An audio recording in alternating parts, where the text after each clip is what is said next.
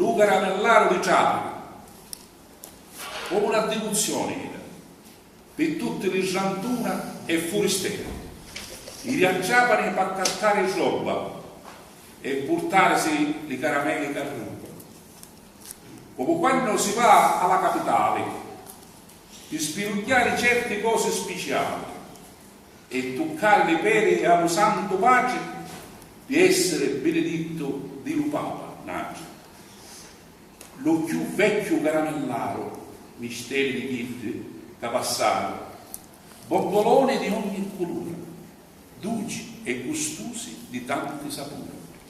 Le caramelle Carnubba, che specialità, li faceva con cura, perizia e abilità, che deliziarono intere generazioni e luciavano in giro in ogni direzione.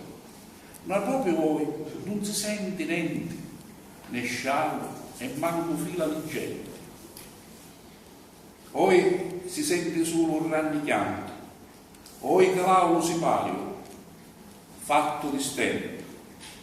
Poi è chiuso, è inutile aspettare, chiurio per sempre, pozzo cinquadano. Non c'è più luce che lo disturba. Un cielo, ora reale, caramelle Carnubba. Grazie.